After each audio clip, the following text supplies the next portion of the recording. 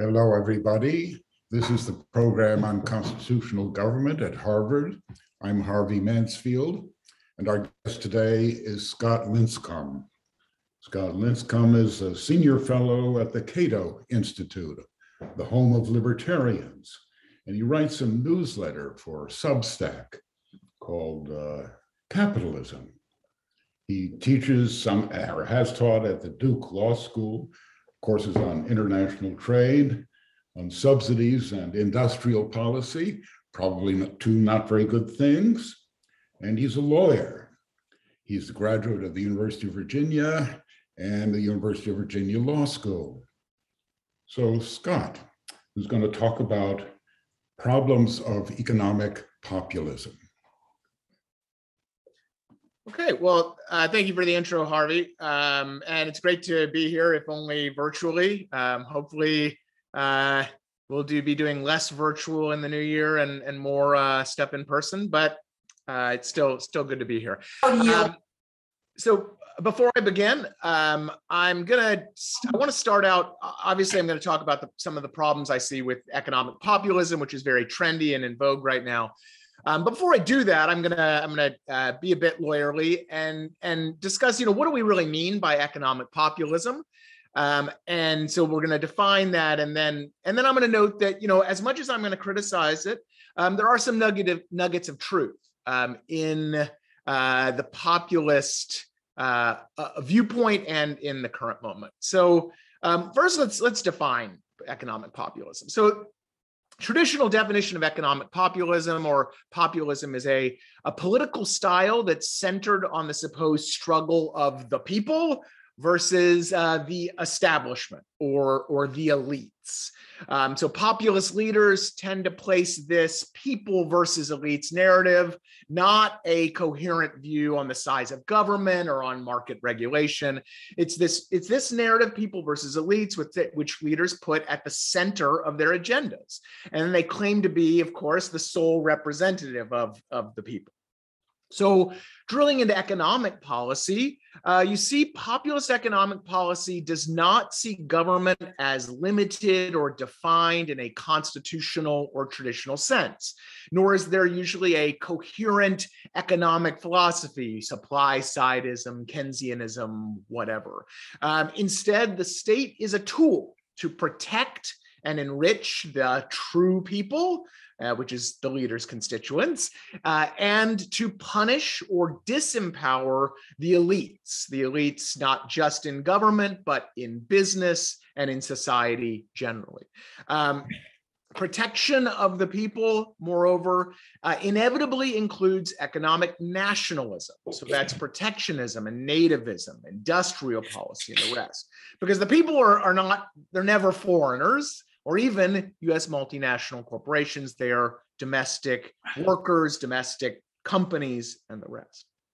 So on the nuggets of truth, look, as a libertarian, of course, you're going to hear me say this, but there are examples abound of cronies and incumbents, political elites that you pull up the economic ladder or bankrupt government programs after they've benefited from the status quo. A couple examples, you see this in housing regulation and not my backyard NIMBYs, or entitlements and baby boomers and the rest. And there's plenty more examples in this space. And second is there have been really seismic economic disruptions over the last few decades to, for example, lower skilled workers and to certain US communities, mill towns, for example. And these were groups that were promised by politicians, and they thus expecting the ceaseless continuation of our post-World War II economy, which in retrospect was actually pretty unique in terms of countries mired in communism, countries recovering from World War, and so on and so on. There are other nuggets of truth too. I mean, we've probably pushed too many people to go to college, for example. No offense to Harvard, not Harvard excluded, of course. There is cultural snobbery and polarization out there, and there are issues with, for example, student loan debt and other types of debt. And of course, there's a lot of idiotic media out there. And so certainly, there are some nuggets of truth in our current populist moment. But that said, I think the economic side of our populist moment really suffers from some major flaws. And so first, there is way too much pessimism about the people's economic situation. So for example, and now I'll get to the charts here. No matter how you slice it, and I've written a lot on this, like any good lawyer, I've put citations at the end of my presentation. I'll make sure to let those, we'll have those on YouTube as well. But no matter how you slice it, incomes and wages for the median worker in the United States are up in real terms over the last 30 years or so, during this period of substantial disruption, the 90s, 2000s, the China shock, and the rest of this. And in many cases, these wages and incomes are up significantly. And that's, however, as long as you measure them correctly. For example, you have to properly consider inflation. So here we see inflation using one gauge showing a more modest increase, but inflation using a better gauge of or wages using a better gauge, what we call the PCE, you see an even better increase, up to about 40% since the early 90s in production and supervisory wages. You also need to consider things like total compensation, because we get paid in a lot of benefits, and government taxes and transfers, which you'll see this over here as a really dramatic increase in the total compensation picture, median incomes adjusted for household size since the early 1980s. Meanwhile, even trends for prime age working men have not in wages have not declined. They've actually gone up again since the early 90s. And of course, there have been dramatic improvements for female workers really over the entire period since the early 70s. And now I should note here, however, that these charts don't mean that the same actual person saw a 1% raise per year. What they mean is that the same person in the general in their general place in life, so say a 25-year-old blue-collar worker generally, saw a 1% increase in his purchasing power every year over 30 years. That actually is a lot and leads to significant improvements in living standards, which we'll talk about in a second. But this actually, I think, gets to a more important point, and that is that the actual experiences of actual people, as measured, are even better. And here we see, for example, when you actually see the same workers, not these buckets of general workers, when you track their wages over time, you see much more significant improvements in their wages over that same 30-plus year period, as this chart shows. A new study also looks at workers' actual wages. So just what they're, what's on their paycheck, and sees that we have far more workers going up into this top wage bracket and far fewer workers in the lower wage brackets. And again, that still holds generally true for men. So this is a story overall of an improvement in the overall working and conditions and incomes and wages. Though of course, some people have struggled. It is a general story of optimism. So that next, though, brings us to inequality. So if you see here, the shrinking middle class actually is because, again, more households are getting richer. They are going into this top bracket. Not that we're getting a hollowed out more poor and the same amount of wealthy families. And the other issue we see is that commonly cited measures of income and wealth inequality really tend to overstate the issue. So this is Thomas Piketty and so forth. In fact, when you redo Piketty's numbers and you actually look at after-tax income and transfers and the rest, what you see here, this was a recent study by some economists, Aughton and Splinter, you see generally that this dramatic increase in income inequality over the last several decades effectively disappears. There is a modest rise in income inequality, a modest change in the labor share and the capital share. We see that pay and productivity tend to track each other, again, contra the populist narrative you might hear from somebody like Elizabeth Warren or Josh Hawley and the rest. But I think it's also important that incomes are just one part of the equation. If you actually look at what people consume, the story is even more optimistic. People have more stuff. Here, one of my favorite charts shows the spread of products into American households. You can see everyday items that we need. More and more American households approaching 100% in a lot of areas. We Americans, almost all American households have air conditioning, for example. But it goes way beyond that. One of my colleagues at Cato shows that we are working less time to afford far more stuff. In fact, we can afford about 3 times as much today on a basic unskilled worker wage than we could back in 1979, the peak of our industrial employment. Poverty hit a record low before the pandemic. And consumption food and supplemental measures of poverty also have consistently over time, though of course sporadically, improved.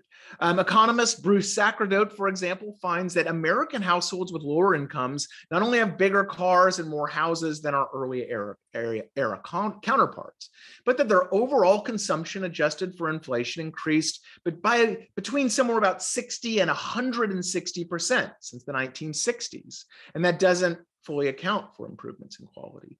I noted poverty and food insecurity hitting all-time lows. Others, even inequality, consumption inequality shows generally a very modest change since the 1980s. So this is another study that recently came out. Even in areas like housing, healthcare, and childcare, where prices really have gone up. The problem is not nearly as bad when you consider that as a basket of all goods and services consumed. And in fact, we can pay more for these things because we're paying less for a lot of other things.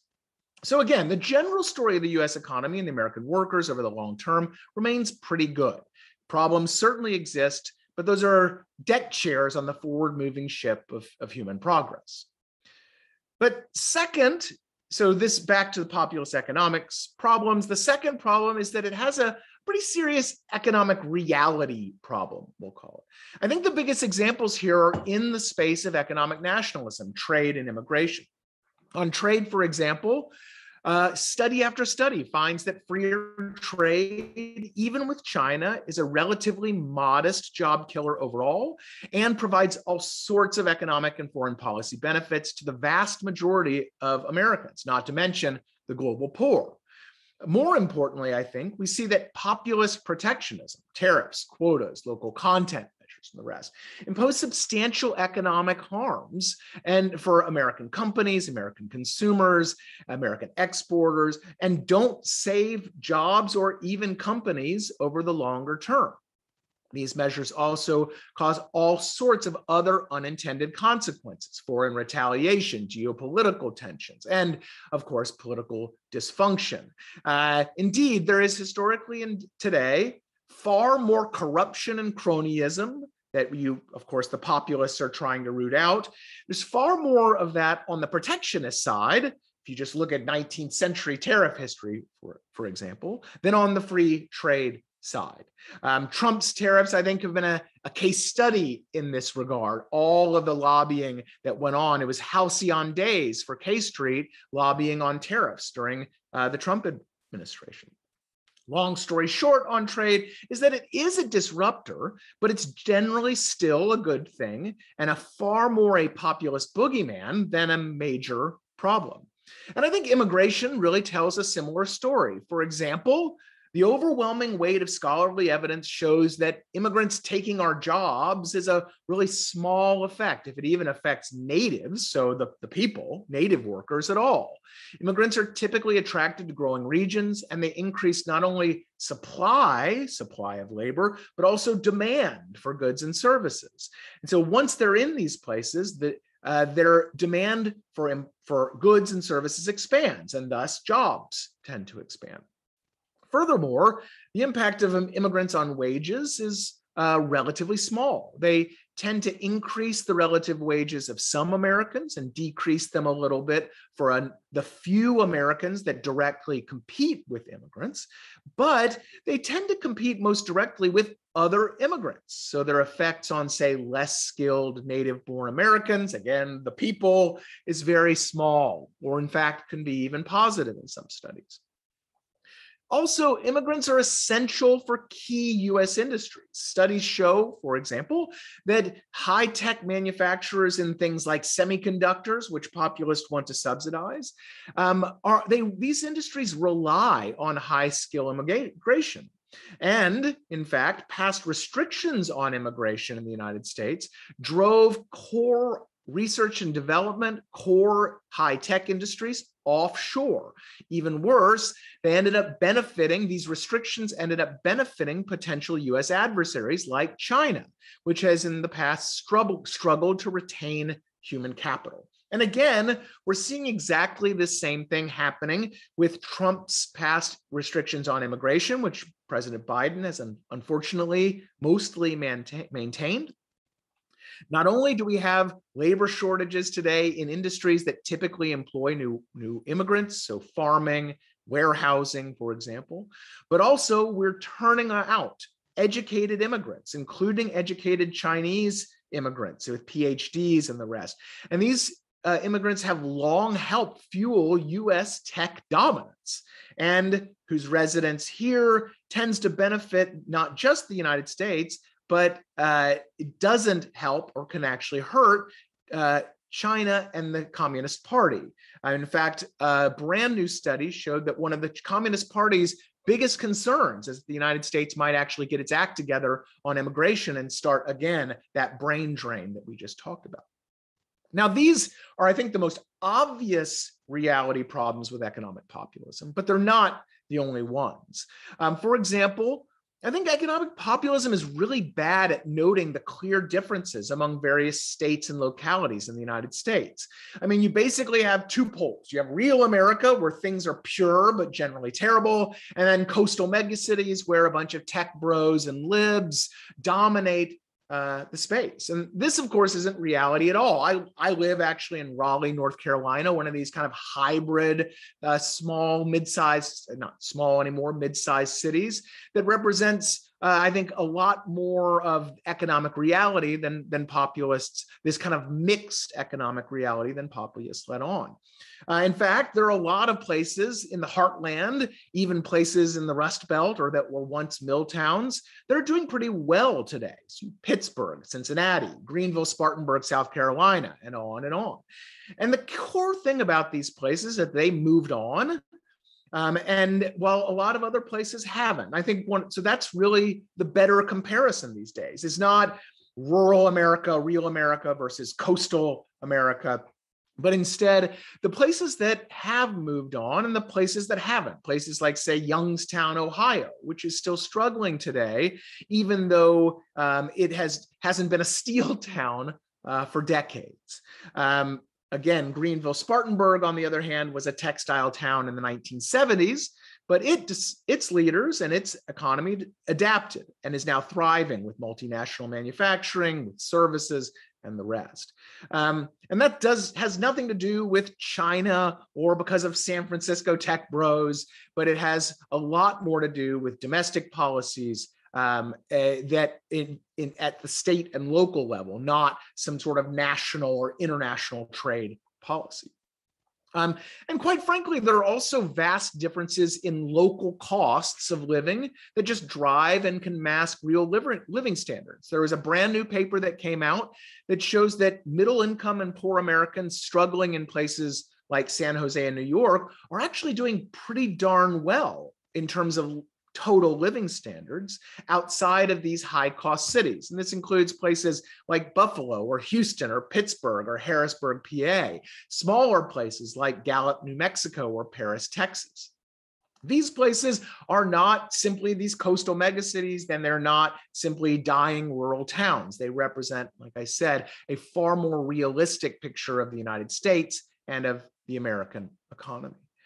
Populists also tend to ignore, I think, all sorts of government interventions that have had disproportionate harms on the poor and middle class in the United States, or that make it harder for people to move on and adjust. This can be occupational licensing or zoning or criminal justice issues or entitlements. And then, of course, things like trade and immigration restrictions that raise living costs for individuals, particularly on the poorer end of the spectrum. These hurt the people. There's tons of evidence, and yet they are never mentioned in the economic populist literature.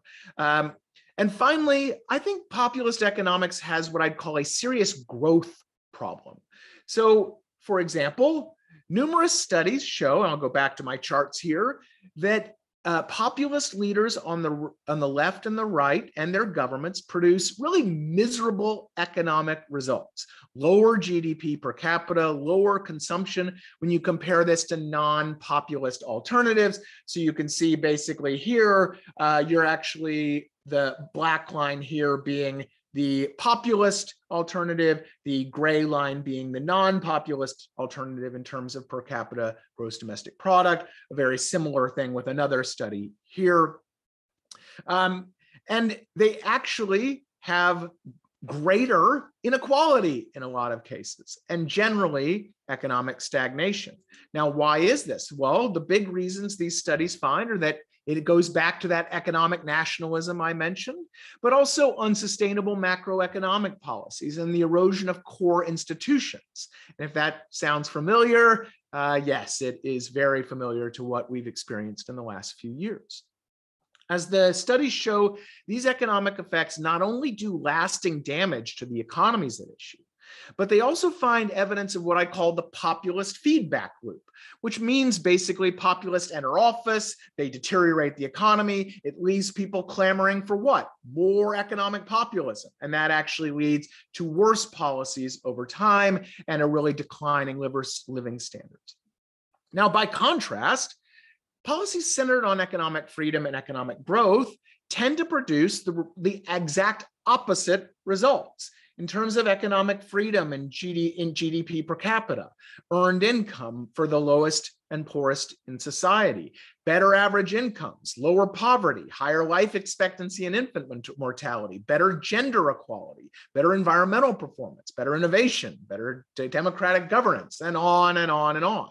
In fact, a new paper that just came out shows that of the 49 countries that have just recently seen a sustained improvement in their economic freedom score between 1970 and 2014, experienced a 16% improvement in their real GDP per capita as compared to countries that didn't improve. That is a massive improvement in overall national wealth.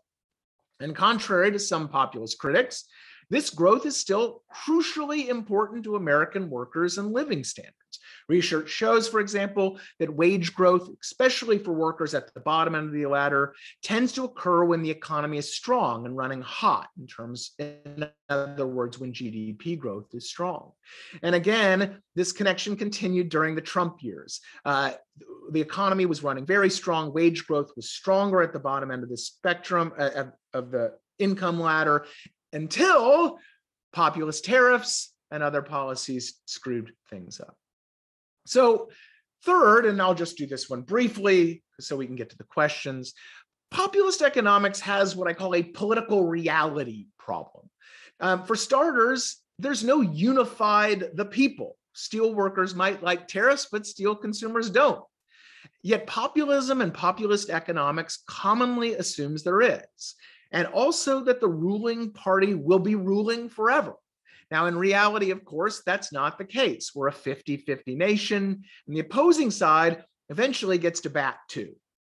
So when populist expansions of state power benefit one team's people, well, guess what? When the other team gets into power, those exact same expansions of power are used against the very people they were intended to benefit just a few years previously. Second, great economic plans often become bad legislative sausage, and they often tend to benefit the very elites, incumbents, and cronies they're supposed to attack. They also tend to stick around a lot longer after that sausage has been spoiled. So, for example, Section 230 repeal, which is a big thing for a lot of economic populists, would actually probably benefit the very big tech companies it's supposed to hurt, because they're the only ones who can afford the increased litigation costs and the rest. And once that policy has been in place, then those big tech companies become even more powerful. Good luck getting rid of it. Third, on the political reality side, conservative populists that rail against the administrative state, so this is sticking to the conservative side, rarely seem to understand or acknowledge that that same bureaucracy is needed to implement, and it's often empowered by, their plans. And so that's administrative state can't be controlled for right populist ends. Steel tariffs, for example, President Biden wants to use the same mechanisms that the President Trump used to implement green carbon tariffs for environmental purposes.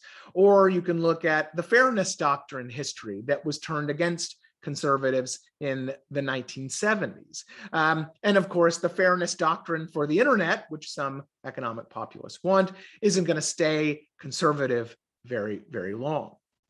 Now, I'll close with this. Does this mean no populism in the United States policy? Of course not.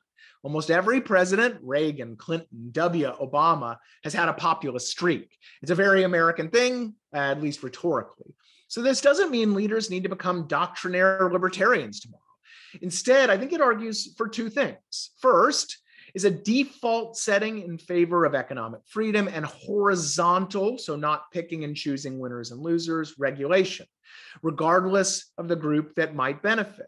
So as already noted, there's a vast repository of evidence showing that freedom and a piping hot economy help all groups, but that's especially true for low-skilled workers. And that literature, or different literature, shows that we should be intensely skeptical of populist economics regardless of the enemy. These policies not only make us poorer, but they tend to create bad economic conditions that breed more and worse populist policies. And in this case, I really mean a lot of the economic nationalism at issue. Second, however, there are plenty of free market policies that Republicans and even Democrats can embrace that are populist in the sense of unseating privileged elites.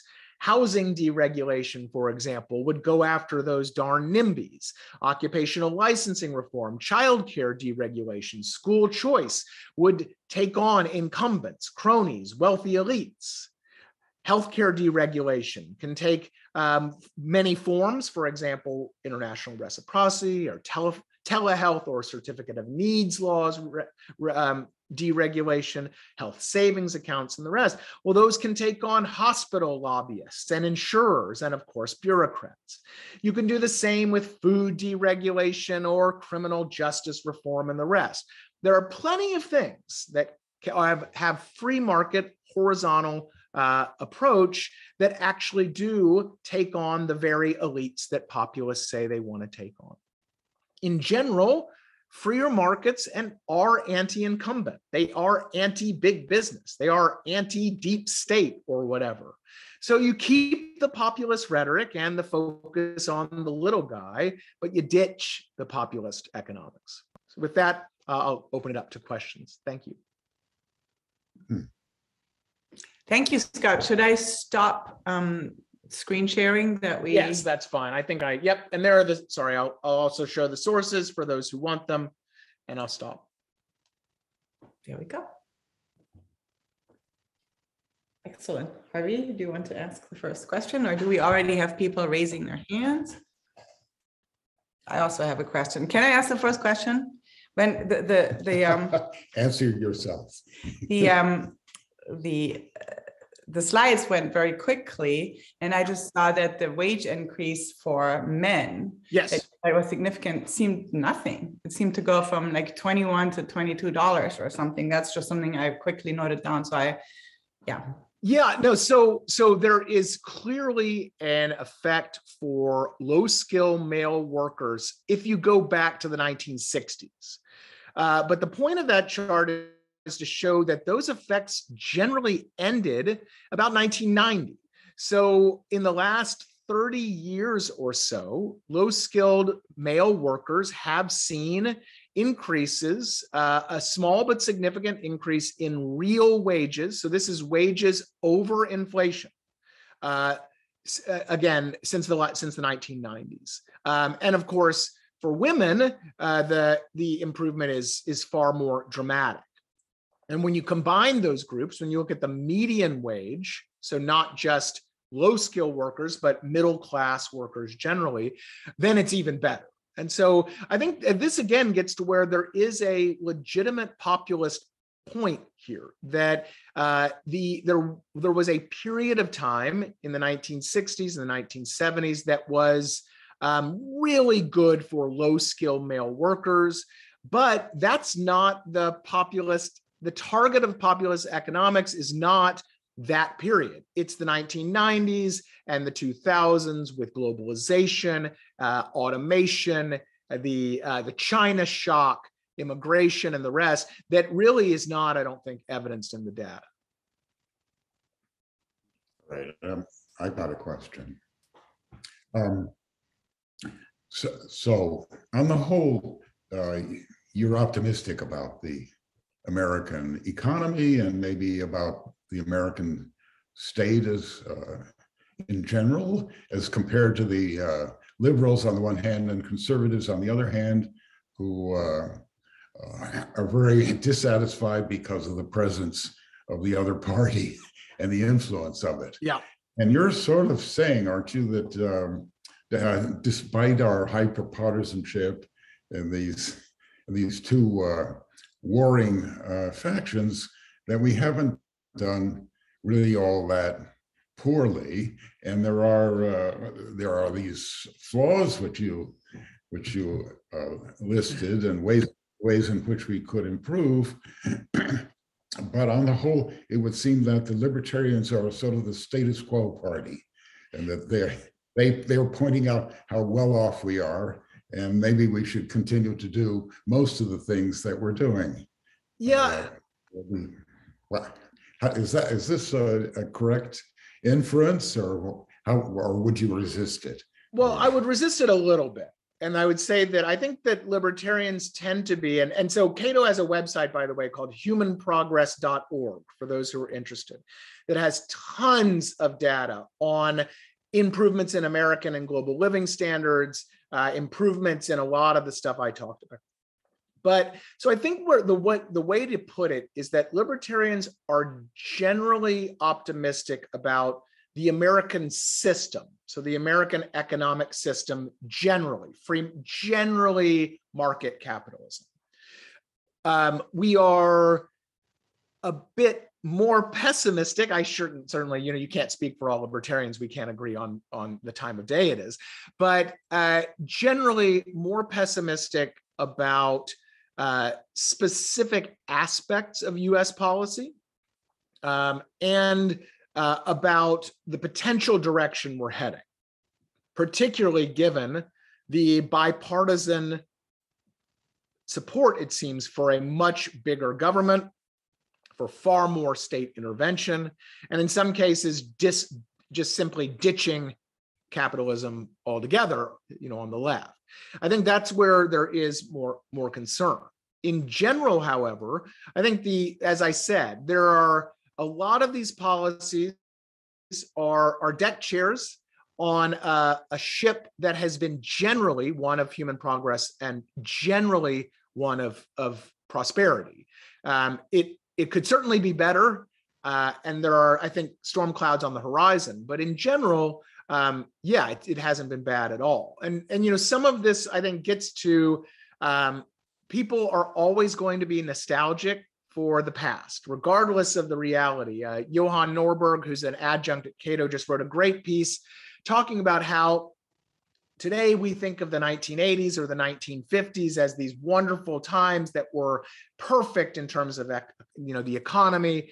But if you actually talk to people or you go back and look at contemporaneous reporting from the 1980s or the 1950s, people then weren't thrilled. They thought that previous eras were the golden age and so forth and so on. So there's a lot of economic nostalgia, but there's also this hedonic adaptation, which really just simply means humans are hardwired to immediately book any benefits we get from better medical technology, better innovation, you name it, and then only focus on the bad stuff, right? When you combine that with some really legitimate, like I said, seismic changes in the US and the global economy, when you combine that with politicians having a tremendous incentive to say things are bad, because of course, who can fix the bad things? The politicians you elect. Then I think, that really contributes to this overwhelming negativity.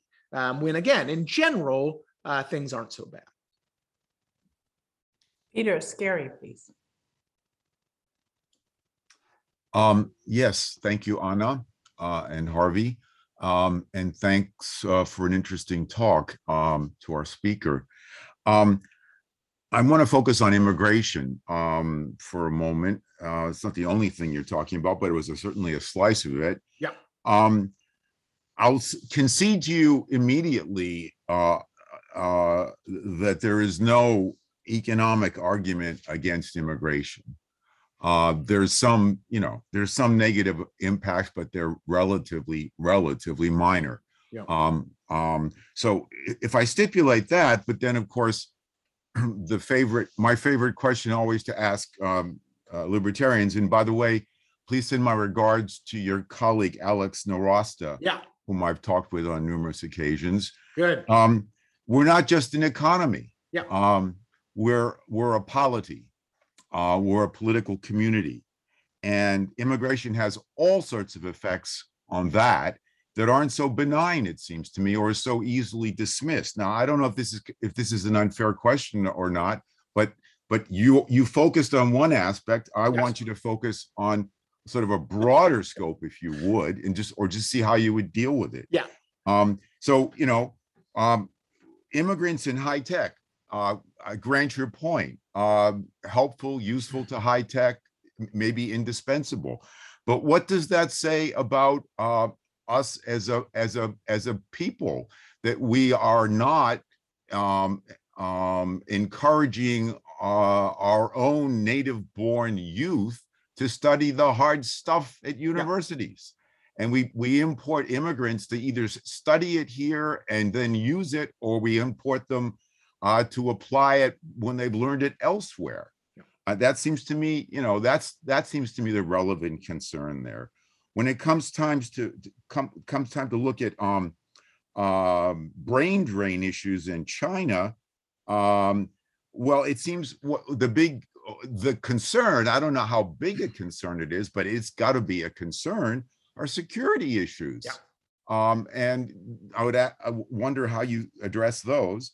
And then finally, with regard to immigration sort of more generally, it seems to me that the problem with immigration is largely a political one, by which I mean to say the majority of immigrants who come here are not well off. They're striving working class people who present themselves and the rest of us with all sorts of challenges, but especially political challenges and we've gotten in here. I'm just saying something that I'm almost tired of hearing myself say, but I guess I'll have to continue saying it, which is that immigrants today don't behave politically the way they used to.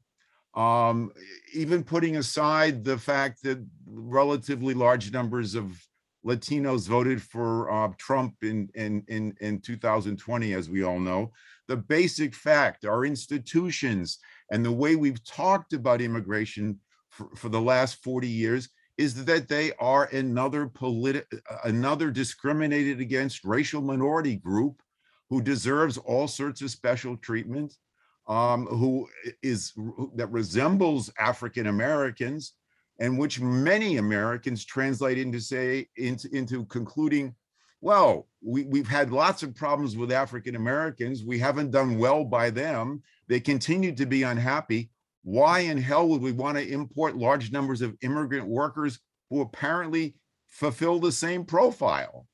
Now, you can dispute the details there if you like, and I'm happy to engage on that. But it seems to me more generally, those three areas are ways in which immigrants don't look so good to lots of people, especially populists. And I just wonder what you would say to that. Sure. Well, I have to, of course, start by saying that, you know, I was, when talking on economics, I was definitely sticking to the economics. Beyond that, though, let me hit on a few points.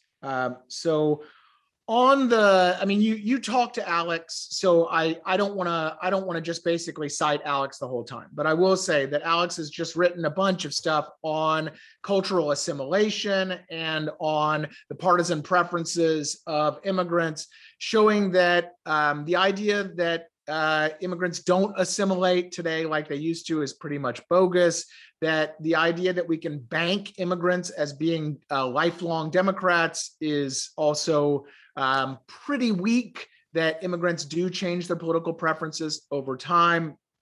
So I'll just start with that. Second, on the high-skilled point, two things. One is that's an indictment of the US educational system, not immigration, right? I have no problems indicting the US educational system. I think that we have done a horrible job preparing certain American workers for the jobs of the future, to be a bit trite. That doesn't, however, in any way solve our current situation. That is a program that takes a decade or more to fix a problem. We have an issue right now. Unemployment in the high-tech sector, even during the pandemic, as I just saw, was something like under 3%. We are not dealing with a situation where there are, immigrants would be taking American jobs here. The other thing, though, is that you really, really need to consider the bad and unintended consequences of immigration restrictions, particularly in the high-skilled space. And here, I'll just reiterate that when R&D intensive industries cannot get the talent they need, again, today, not in a decade, when they cannot get the talent they need, what do? Well, these are mostly big multinationals, and they just offshore that R&D and related manufacturing to places that are more welcoming to immigrants. So Canada, for example, Canada's seen a nice little boom it's a small economy, but Canada's seen a nice boom in R&D intensive industry because of its much more liberal view and much more open view of immigration. And I think that then gives us a nice segue to China and brain drain. So again, the same research I just cited shows that some of this R&D work ends up back in China, which, look, I don't need to have a view on China being an adversary or a competitor or whatever.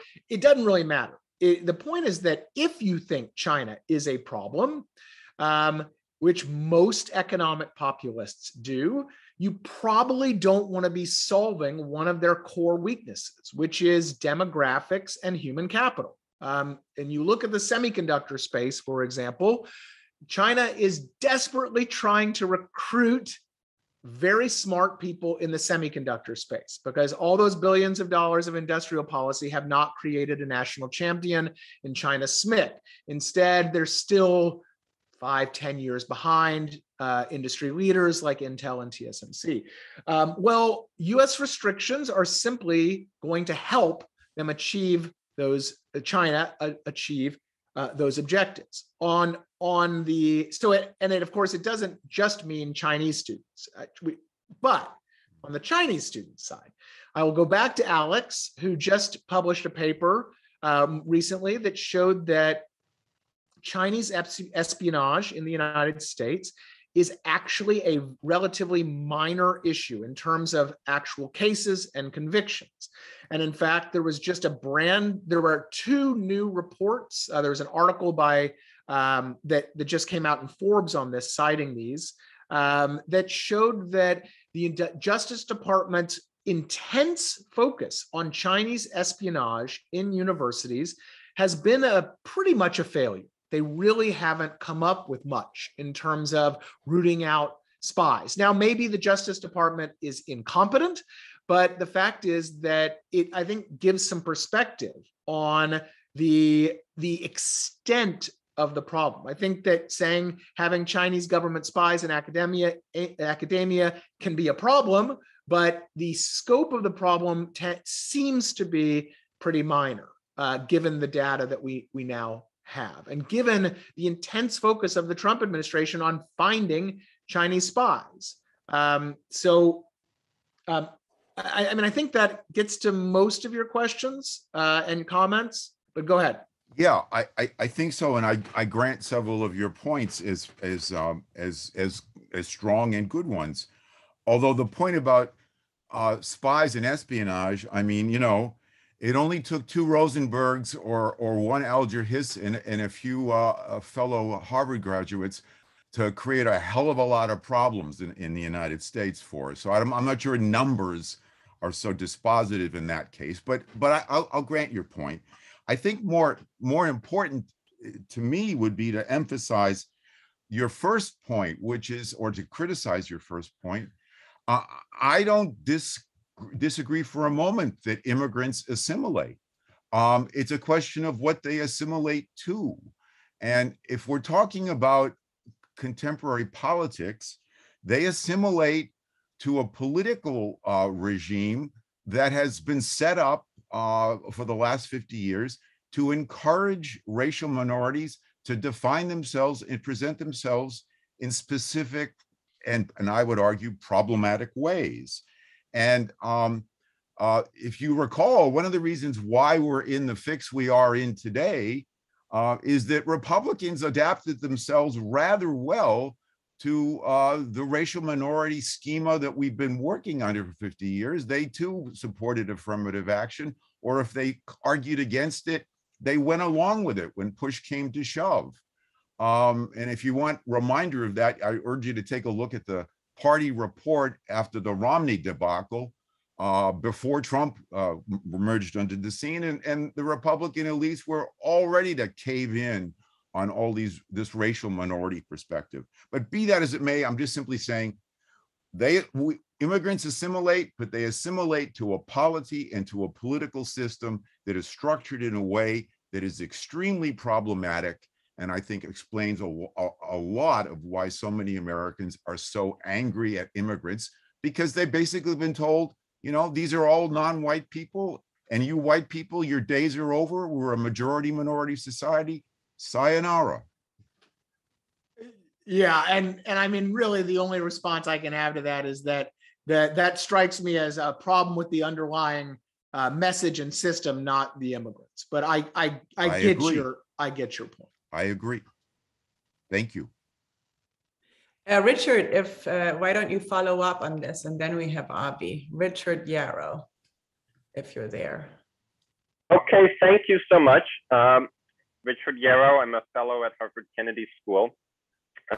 You spoke about problems with tariffs and trade restrictions and strategic trade policy, although I don't think you had any slides about tariffs or trade policy. For the last 50 or 60 years, certainly many countries in East Asia have used strategic trade practices, industrial policy, strategic tariffs in order to develop their economies, starting with Japan, later South Korea, Taiwan, and mainland China taking after Japan's model. And at least in some sense, I think one has to say that their policies have been somewhat successful, either geopolitically or in terms of economic development.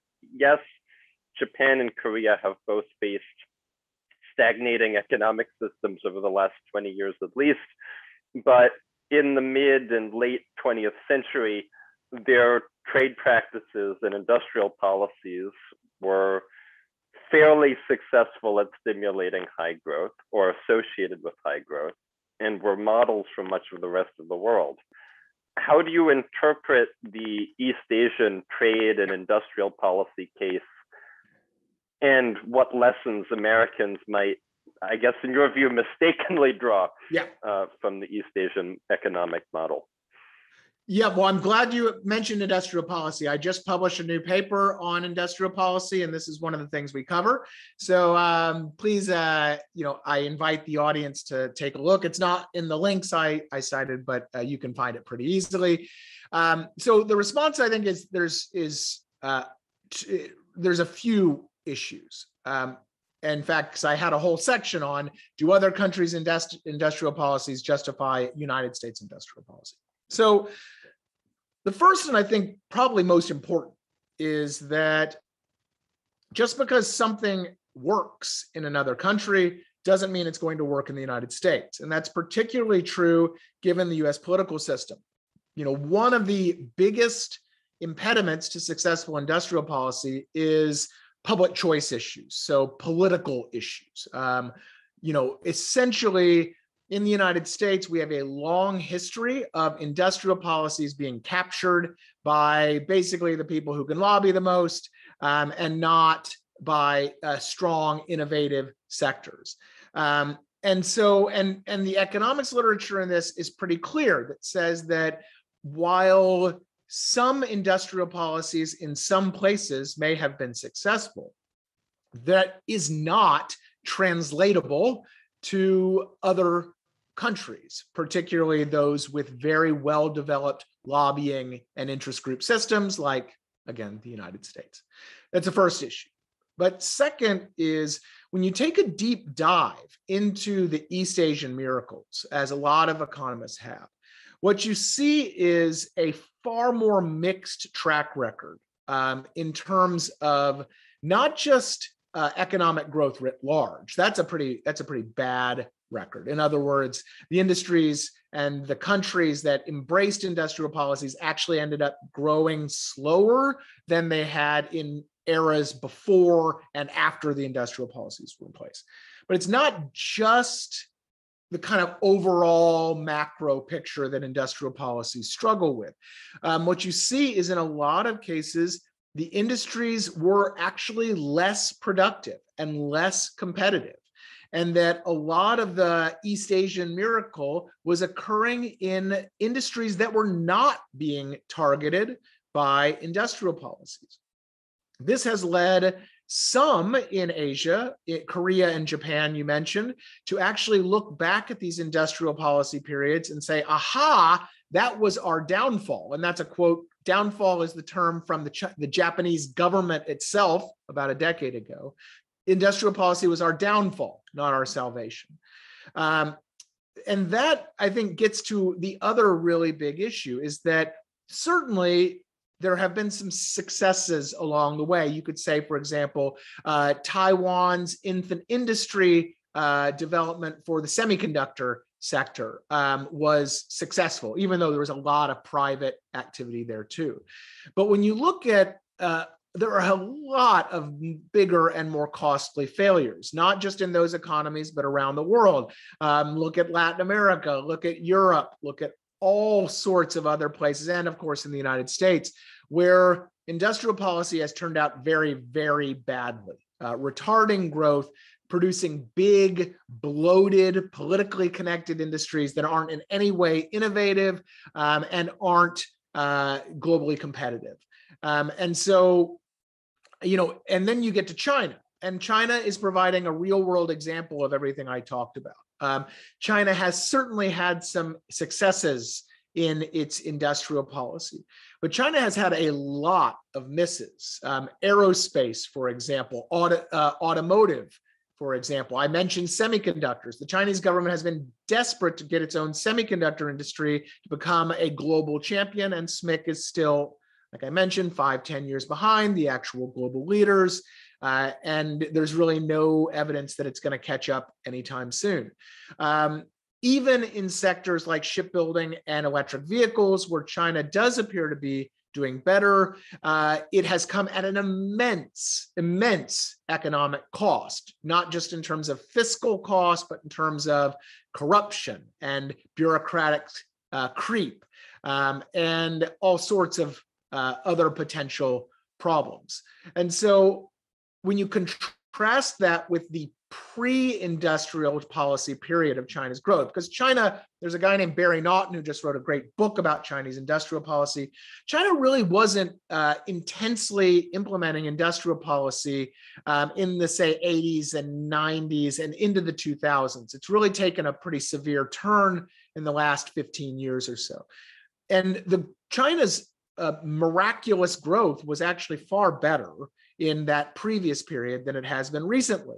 And instead, you're seeing problems emerging with state-owned enterprises. You're seeing productivity problems. And then, of course, all sorts of other problems outside of industrial policy, whether it's demographics or, like I mentioned, human capital, that present challenges. So I think when you look at the whole picture, there's not a strong case to say, aha, Taiwan Semiconductors, the United States needs to adopt an industrial policy, even though I can grant that there are some discrete successes in certain places. Thank you so much for your response. I'm glad to hear. It sounds like you have a fairly pragmatic attitude towards strategic trade policy, that it might be bad or ineffective in most cases, but it could work in certain instances. Suppose relatedly,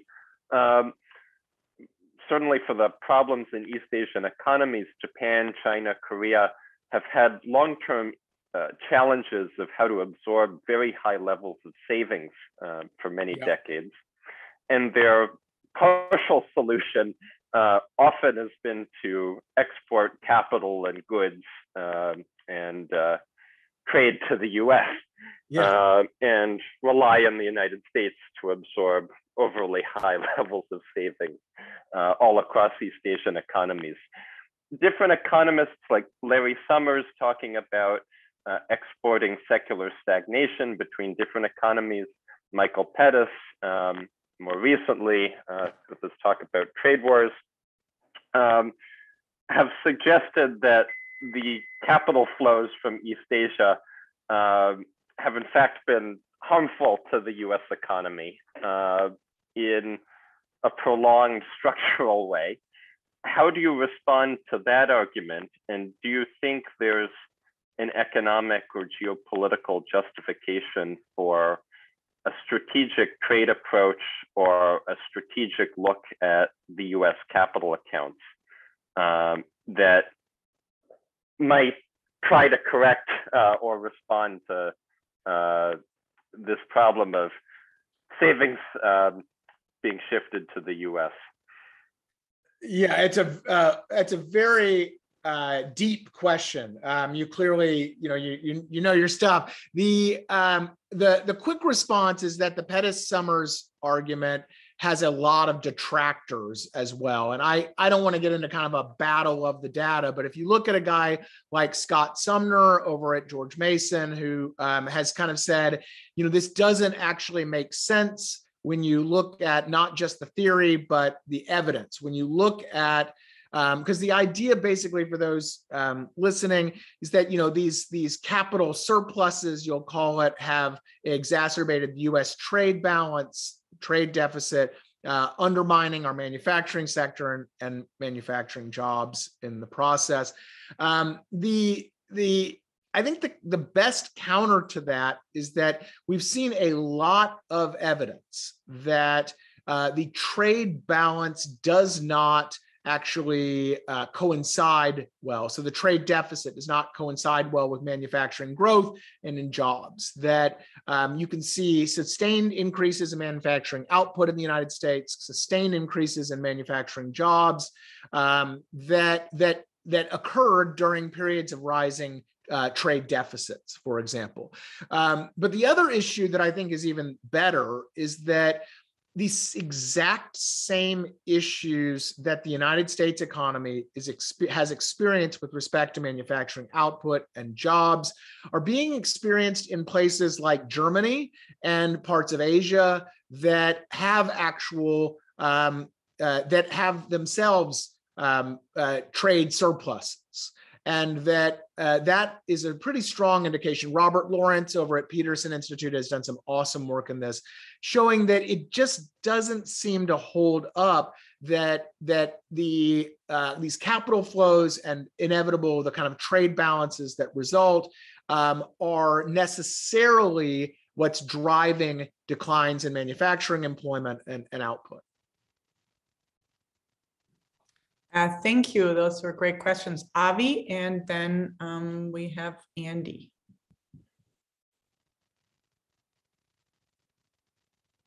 Avi, you need to unmute yourself. Still can't hear. Okay, finally got it. You can hear me now, right? Yes. Yeah. Yeah, okay. You raised the point earlier that it's in the interest of politicians to portray a more pessimistic view because that's how they get people to vote for them, is to say how bad it is instead of how good it is. And I've got two questions that I wanted to ask about. One is income inequality, which seems to be an issue that really doesn't resonate with the middle class or even maybe lower income people, but is an issue that seems to galvanize the sort of the upper class, the political elite that used to be called the limousine liberals, the people who have some wealth but look above them and are missing the third comma. You know what I mean? They're not billionaires. They're only millionaires. And so they make much of the issue, but I don't think it resonates with the people, the majority of Americans who respect that they work hard for what they get. And if other people come up with better ideas or work harder, they should keep what they earn. I venture to speculate that all the people playing Powerball jackpot when it gets to be hundreds of millions of dollars would not be in favor of redistribution if they win, because other people have less. So that's one question. The other is, you gave a very nice and persuasive, optimistic view of where we are. And I just wonder how other economists that are not quite so sanguine about the state of economic affairs here or even globally, how do they react when presented with an optimistic perspective that would have them sort of drop their grimace and their scowl and smile a little bit because things are going along okay? Yeah, thanks. So on the inequality, I couldn't agree with you more. If you look at the polls, generally inequality is not anywhere near in the top 10 things that Americans polled consider to be a top economic issue. It's very low. But I think this really goes back in a lot of ways to the discussion I mentioned about regional differences. And I'm going to write a column on this soon, so I don't want to give away too much. But I will say this, that I think that a lot of perceptions are warped by elites because all of our elites live in these big coastal megacities, right? Where inequality is far more in your face and, quite frankly, far more significant than it is nationally. That when you live in Manhattan and you see those crazy, I think they're pretty cool, but those new skyscrapers, and you see the just really immense wealth of a tiny sliver of the population. And then you see a lot of the intense poverty in that same space. I think that can drive a perceptions and drive a response.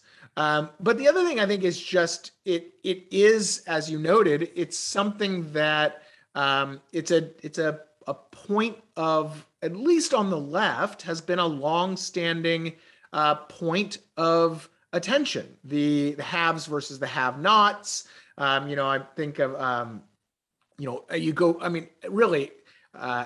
going back to my teenage years when I actually started paying attention to this stuff. It's always been a focus of kind of Democratic Party rhetoric. And so where you can have a data point that at least on the surface can support that, you're gonna emphasize it, even if a lot of normal folks don't care about it. So on your second question, I think that I think there are two things going on. This is with how do economists react and so forth. I think the first is that a lot of economists want to focus on very narrow slivers of the population. So, for example, when you look at the China shock literature that looks at how Chinese imports in the 2000s led to the elimination of, so according to the papers, about 2 million jobs in the United States. Well, this is, for those economists, this is a very serious issue because there's these effects that might come from it, the marriageability of certain men and the rest. The issue, though, is, as I've noted a few times, is that in the grand scope of a 350 million person United States economy, and in over the period of time examined, these job losses at issue are really a grain of sand in the hourglass. They're just not, the United States economy every quarter destroys, you have about 7 to 8 million job losses every quarter, our economy, in normal times. So when you talk about 2 million job losses over a 12-year period, it's interesting to study, but it's probably not a crisis. But economists are very commonly focusing on very specific workers, specific periods, not looking at these bigger pictures. I think the other big thing, though, is that a lot of economists will focus on, like I kind of mentioned, narrow periods of time. It's undoubtedly true that the Great Recession was brutal for a lot of American workers. And that, if you were to take a, say, even 10-year look at American wages, you could actually see true stagnation. But the more optimistic case is to say that, well, nobody, hopefully, is just living or working for 10 years. When you actually expand it out over a person's lifetime, the direction tends to be positive. It's just, again, that's an argument that I think a lot of folks either don't want to make or just simply aren't looking at. Medicine has discovered the sweet tooth gene. There's actually a gene that predisposes a lot of us to enjoy desserts. Is there a pessimism gene? Is there just something that some people somehow are inclined always to look at the donut and see the whole instead of the remainder of the donut in economic terms? And look, I'm very happy to recognize my own biases. I'm probably have the optimistic gene, right? I'm sure I do. I tend to be an optimist about things.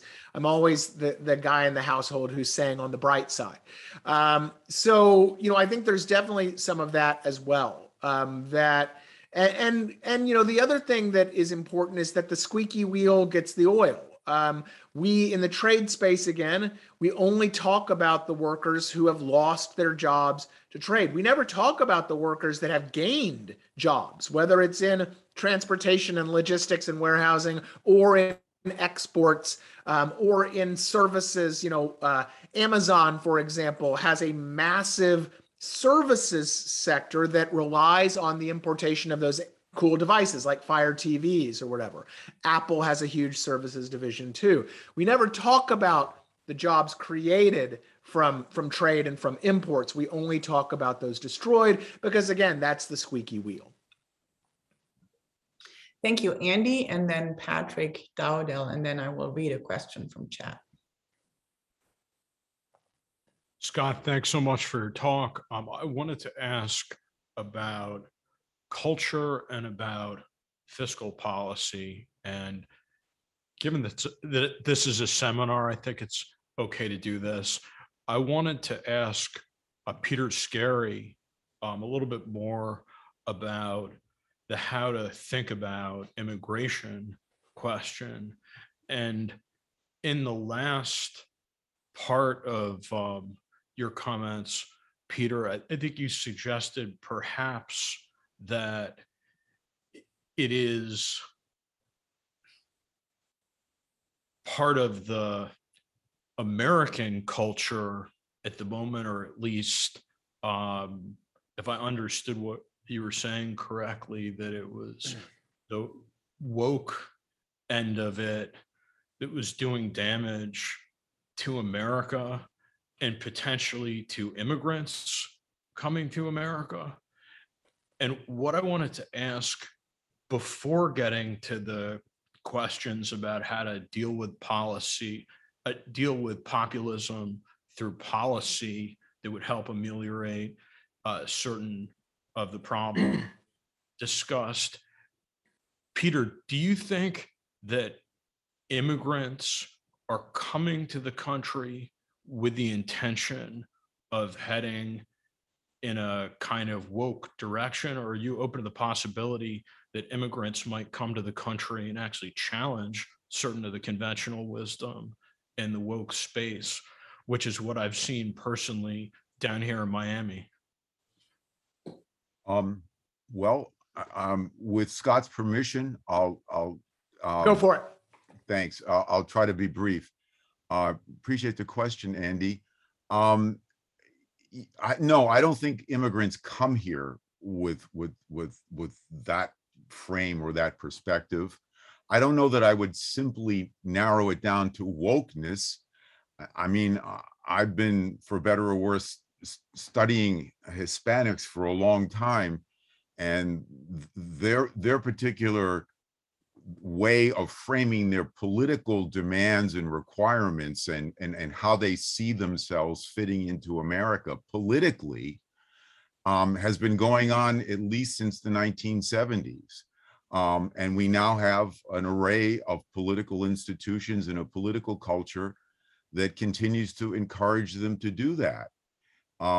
So no, they don't come here with that. But if they want to advance themselves through politics and politically, then that tends to be the drift. Now, that may be at odds with how they see themselves in the context of their own families and neighborhoods. But when their aspirations get translated to a political context, which is, it seems to me, more and more likely given the broader trends in American society, then that's how it comes out. And they're very much inclined to and encouraged to define themselves in terms that are more or less like the way African Americans have defined themselves, and how the rest of us have tended to acknowledge the special situation of African Americans.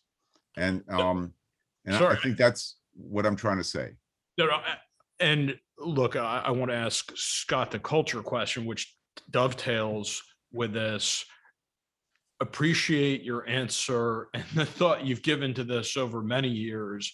And absolutely, it goes so contrary to what I've seen, which ties into the populist question, what we might do. Seems to me quite irrational for the country to look at immigration in the way that the populists do. I don't think we should supply the populists with this reason, given, for example, the potential for greatly patriotic and assimilated immigrants. The economic question that I have, really more towards Scott, is when we think about income inequality along the lines of what Avi's question went to, though it's true that as a general matter, people in America are not focused on this, to the extent that populists have a sense that they've gotten a raw deal, And Yeah. to be clear, since you and I have talked about this a fair bit offline, my summary view, I think, is very similar to yours, being against industrial policy in terms of wage subsidies and so on, things that would potentially tie the hands of our firms and make us less growth oriented in America. My question is, you think about some of the downside risks in our politics of populism. Yep. Have you moved at all, Scott, on the basic question of redistribution? I mean, are there ways, an example of this would be a universal basic income. Yeah. But are there ways in which you think that American wealth could be beneficially used to see our way through some of these problems? And if so, what would they be? Oh gosh. I'm generally skeptical, as you can imagine, being again a libertarian, generally skeptical of the power of redistribution. While I think also very much accepting that in the United States, we're going to have a welfare state. And there is overwhelming political support for the welfare state. And that is just, that is going to exist. So my view has always been and remains that I want to have a welfare state, given that it's going to exist. I want to have one that is actually it's the least harmful as possible. And that is going to be more focused on cash transfers and less on in-kind services, far more on in personal agency and responsibility, and less on just a universal subsidy. So, requiring having some links to work, for example, something like the EITC, but far less micromanagement and far less division of the state among dozens of different programs administered by dozens of different agencies and the rest. Essentially, the effect of, if we're going to have a welfare state, let's make it as simple as possible, being, again, a cash transfer, and then let the market do its thing from there. And then the other thing, of course, is that you have to worry about, the problems of generating the revenue. What is, when you tax capital, when you tax capital gains, when you tax corporations, when you tax the rich, are you then discouraging innovation and discouraging growth and discouraging all of those things that via the market actually lift all boats? And that I think becomes the other issue. And so, there's not a simple answer there. But it is one that the welfare state should be as simple and least and as non-intrusive as possible. That all makes sense. And the question I would have in regard to the questions about the threat of populism, if they're serious enough, clearly taxing the rich as such, even the question of what was the promise in the Biden presidential campaign, that it wasn't going to be anybody under $400,000 a year in annual income, or it was a big number. That if there's a broader tax base and there are certain of these, what you characterize rightly as the government writing checks, do you have any sense for whether that would ameliorate the distemper that we're talking about? Is there any evidence for that?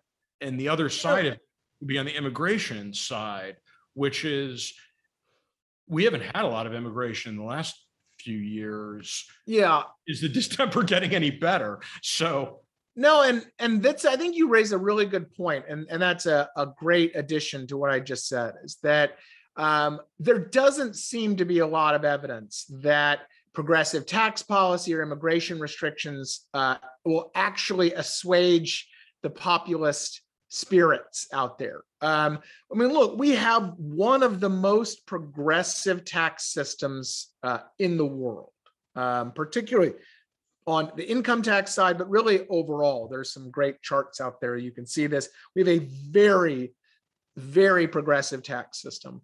And that's why some of those income charts I showed you show such radical changes when you consider taxes and transfers versus when you don't, because it's a very progressive system. And yet we're still talking about taxing the rich. We're still talking about making it even more progressive.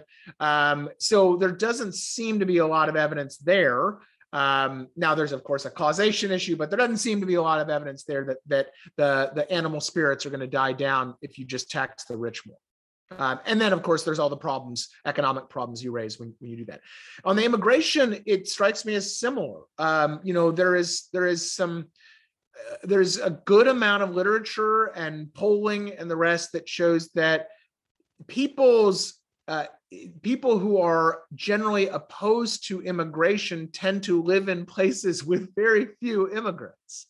And they tend to be opposed more by the images than by their own reality. So again, it doesn't strike me as, I guess maybe they see a couple charts showing no immigrants or whatever, maybe they're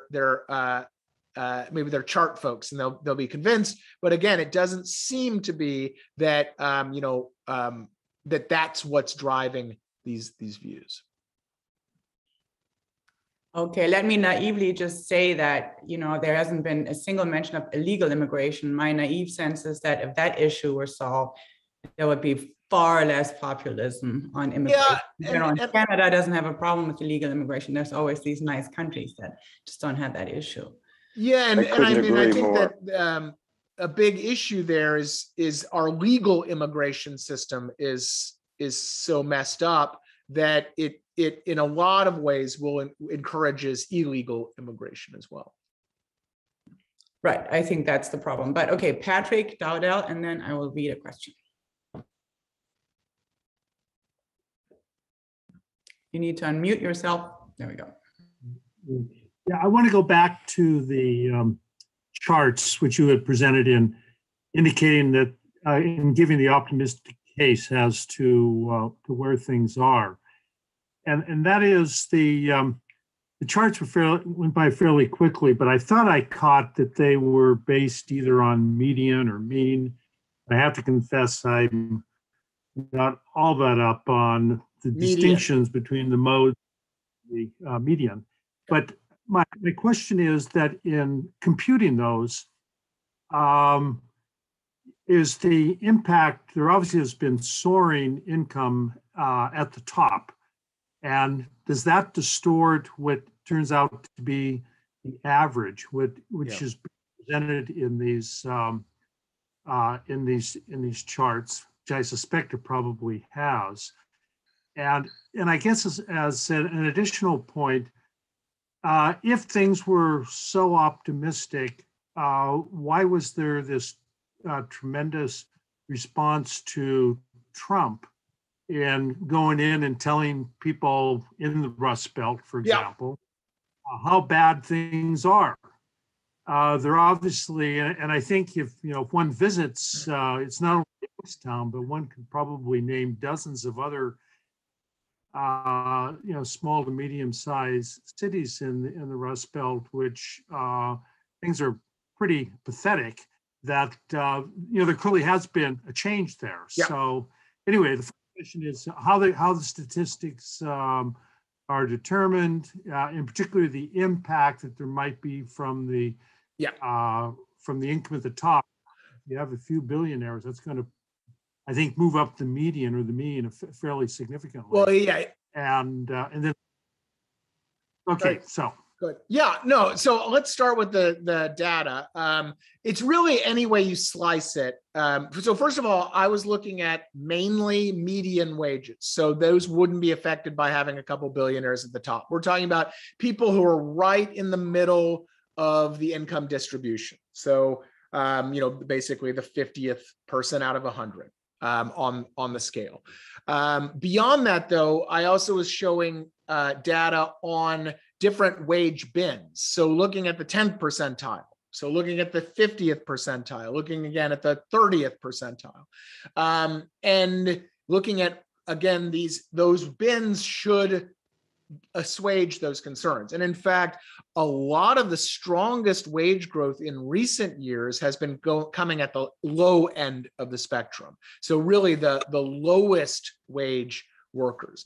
The one chart I did show that had averages was average production workers. So these are not billionaires, not the average. So this is just production and non-supervisory workers. So these are going to be people that aren't in management. They're going to be basically, what you think of as when you think of middle-class jobs. And the only reason it's an average is because we don't have the data. The data doesn't exist otherwise. And so the folks that are on Team Optimism, for the most part, do a pretty good job of ensuring that we're not trying to skew the data, in that type of way. So why did Trump resonate? Well, I think there's a few reasons. First is culture. I think that, Trump, and you see this also in a lot of the polling data and then a lot of anecdotes, Trumpism writ large and a lot of populism in general, it really doesn't have anything to do with economics. It has to do with culture. It is about whether it's about relative status in society. It is about feelings of being disregarded, or whether that's real or perceived, it doesn't matter. It's about a lot of these things that really aren't an economic issue. They're much more, an emotional, cultural issue. And I think some of that in the Trump case was fueled by actions in the Obama administration related to, for example, Obamacare and religious exemptions for birth control, these types of things that again, fuels the view that culture is under attack, and that drives a lot of the support. In fact, there were reports during Trump's first election of people who actually benefited from international trade. For example, they worked in warehousing and logistics, who fully supported Trump's protectionism, which doesn't make a lot of economic sense. It's much more kind of this cultural cohesion thing. The other issue is that, and I think to be clear, it is undeniable that some places in the United States have been hurt by global trade, have been these kind of Rust Belt mill towns. The point of the optimistic take is that this is a really significant but vocal minority out there. That certainly there are communities that have been hit hard. Certainly there are some jobs, certain industries, certain workers. The point is that when we are talking about national economic policy or international trade policy, you really have to take this broader macro view, and that while you shouldn't discount the disruptions that occur, the goal is not to simply prevent the disruptions; it's to encourage better adjustment to whatever disruptions occur. Because a lot of times the disruption has nothing to do with trade. It's something like technology or automation or changing consumer tastes, you name it. And so the goal is to have policies that encourage adjustment. As I kind of mentioned quickly, one of my hobby horses is all of the idiotic policies we have in place that discourage adjustment for companies, for workers, and the rest, and that those should be more of the focus than the disruption. But look, the disruption exists. And it exists, and it especially when people were promised by their politicians that they were going to save those jobs, they were going to bring those mills back, they were going to reopen the coal mines, you name it. And that, again, breeds, I think, an economic resentment that is real, but isolated. Thank you. I will read our one question in chat by a German economist. How would you tackle arguments in favor of more public banks? Do small businesses not have disadvantages to access credit in capital markets? Would more local municipal banks better serve a federal country or economy like the US? Yeah, can I plead ignorance on that one? I really haven't looked at the issue at all. I mean, I know that the non-banked issue is out there, but it's just not something I've looked at. I'm sorry. That's fine. Sure. Then I'll ask Peter why he shook his head on illegal immigration. Wait a minute, maybe I can ask a question. Yes, ask a question. Let me just raise this general issue coming out of your remarks you just made about culture versus economics. Isn't the free market a cultural issue as well as an economic issue?